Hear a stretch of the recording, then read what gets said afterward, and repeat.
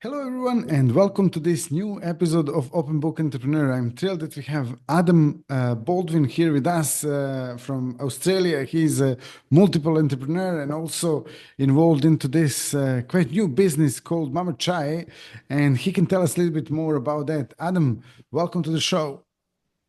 Tony, thank you very much. Hi, I'm Adam, as introduced. I'm one of the founders, along with my wife Vashi, of Mama Chai, where what we do is we offer the best high premium Indian chai spices for your taste. So what we do is we bring organic, Ayurvedic, and authentic flavors for you to truly enjoy. So you can look at it almost as a bit of an alternative to coffee. For you people that want to break away from coffee, go to chai. It's amazing. And how your chai differentiates from what is available on the market currently, especially like the usual stuff that we buy in the Mm. local supermarkets. Well, the best way to sort of see the difference is, first of all, when you go to a supermarket and you pick up that packet that says chai on it, you turn around and look at the ingredients. The first or second ingredient will be sugar. Essentially, what they do is they apply the chais with sugar. So you usually looking about 50, sometimes 60% sugar. And then you have smaller trace elements of things such as cinnamon, cardamom, and things like that. And you're looking usually around about 10, 12% for those sort of elements, sometimes even less. So what you're really doing with those things is you're getting a hit of sugar and then a small smattering of spices. Now, if you have that chai with, say, a whipped milk sort of cup with whipped milk, you're getting a sort of a sweet milk drink with a little bit of cinnamon, a little bit of cardamom. What you're getting with us is you're getting strong flavors of cinnamon, strong flavors of cardamom, strong amounts of peppermint and pepper. And what they do is they balance each other out perfectly. Tony, we spent around about 8 months getting each individual ingredient right, but also measuring them out to the right amount so that every time you pick up a packet of Mama Chai, you're getting it absolutely perfect. So ours is authentic, organic, and not laden with sugars. So, what inspired you to actually start this business and to get into this business? Um, what inspired us was my wife is a massive tea maker. So what that means is everyone comes around, um, they meet with us, have a chat. She makes her chai, and we used to hear this quite a lot. Oh, this is really nice. I'd buy this. Oh, you should sell this. I really like this.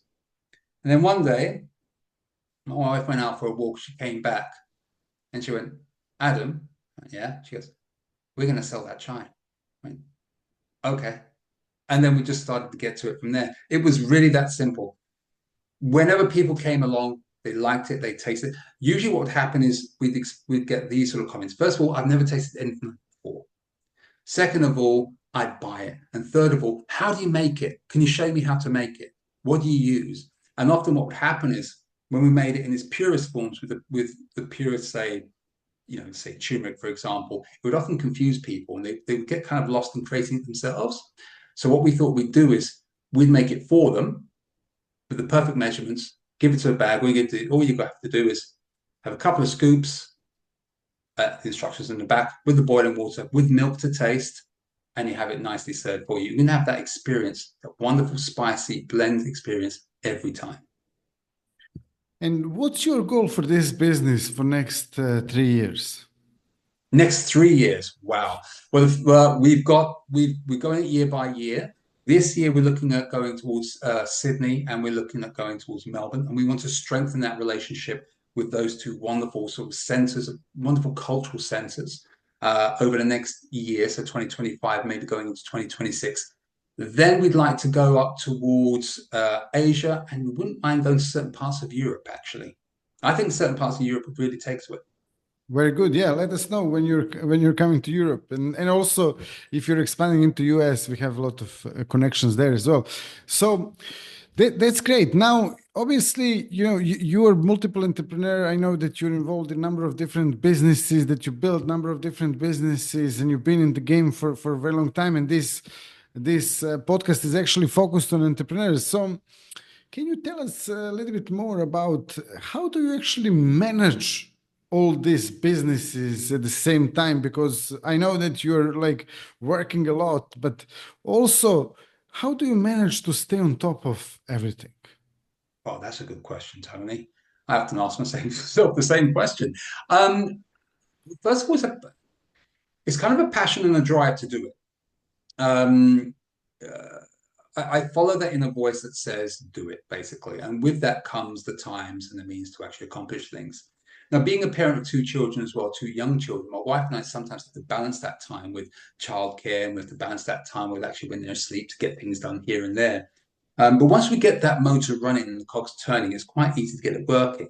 So, for example, with Mama Chai at the beginning, it was quite difficult to get it up and running because we had to do all the flavor concoctions in the evening. So we had to try them out in the evenings, try out what worked and what didn't work, and so on. So we'd be doing a lot of tea tasting, what worked, what didn't work. And that took around about 8 months to do because we'd be doing it after work and we'd be doing it once the kids are asleep. So we had to work with being parents and entrepreneurs at the same time. Although, in fairness, at that point, we weren't truly aware that we would be quote unquote entrepreneurs in that level. We just thought we'd be making something that would sell to a few people that we know. We didn't think it would actually start to take off the way it's taking off. So I think what really helped for us is that we didn't laden ourselves with the term entrepreneur. We just wanted to create something. Just wanted to create something and have fun with it. And along the way, you learn. We're learning things about, selling wholesale. We're learning about buying stock and keeping inventories and things like that. This stuff you learn along the way. But for me, you got the passion, the time will work itself out. You got kids, you work around the kids. If you don't have kids, fantastic. You've got more time to actually work and build in and of itself. So perfect time management really, really helps. So you have to be realistic with the time you have and what you're looking to create, and you can kind of structure it that way. Very nice. And if someone wants to actually find out a little bit more about you, about Mama Chai and so on, like how they can do that? Well, hey, they can DM me direct if they want. But also what they can do is they can go to our site of mamachai.com.au and we'll happily speak to them about all the wonderful chais that's going on. And an exciting announcement as well, Tony, we're going through a rebrand. We're we're representing Mama Chai for what it actually is, which is a celebration, a burst of colors. It's a celebration of flavors, a celebration of Indian culture in a bag, which everyone can enjoy. So it's like a nice holy festival in a bag that everyone can actually enjoy. And it's a perfect substitute to coffee. And also, if you like a coffee, have a chai as well straight afterwards if you want. It's a perfect hot drink. Very nice. Yeah, I can share this links as well and the description of this podcast episode. And then on top of that, like before we go, is there any question that maybe I didn't ask you, but you would like to share with our audience about what you do, about something else? Like, let us know. Yes, we're all multi-layered people, and I think we're motivated by many, many different things. I think one of the questions would be to ask what ultimately motivates you to get out of bed, and also what sort of effect you want on the world. What do you ultimately want to do? And for me to answer that question, Tony, was, and it's the same motivation for anything, which is to actually improve people's lives. Now, I know we've spoken before, Tony, but I'm a teacher of meditation. I seek to improve people's lives by improving their mental health and giving them connection to greater spirit above and beyond their identity or what they believe to be their limitations, etc., etc. But also when I take it to Mama Chai, it's about elevating people's lives through an experience of taste. So if you can make people feel happier and more motivated and more optimistic about their lives, you're doing a good thing. So that's certainly something that motivates me, and that's certainly a question I would love to have been asked. Wonderful. Yeah. Okay. And then on top of that, like obviously, because I'm very interested in the meditations that you do and everything, can you share a little bit more about that in terms of how people can actually find out more about this business of yours? Yes, absolutely. Well, I teach two forms of meditation predominantly. One would be popularly known as mindfulness, and the other one would be transcendental meditation, also known as Vedic meditation. The idea is, if we were to go towards transcendental meditation, is what you're doing is you're getting the mind to move into a state of deep, deep rest. A state of deep rest so deep that it's 6 times deeper than the normal average sleep any man or woman gets.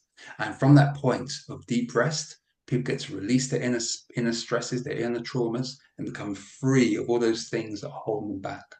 So they get that point of deep rest, gaining deeper clarity, calmer mind, and being able to activate and be more productive in their own life, and ultimately a lot happier in their own state of being.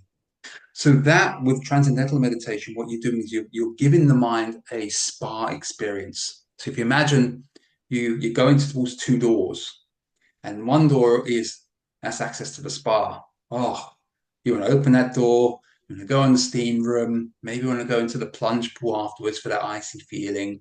And then you go for a massage and you have that lovely experience. That's what transcendental meditation is. But if you go towards that point where you have the 2 doors and you're thinking, no, I want to work my mind, you go towards the other door, which is the gym.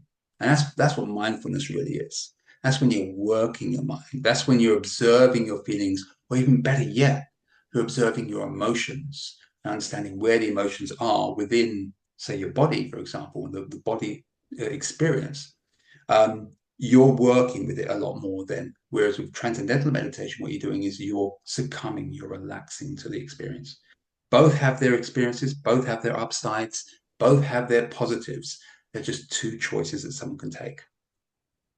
Wonderful. Thank you so much for sharing this. And yeah, I can include the link to this as well in the description of this episode. Thank you so much for being a guest. Thank you all for watching and listening to this very interesting episode. And if you liked it, drop us a like, subscribe, and also share it with your friends and family. All the best, and see you in the next episode. Bye-bye.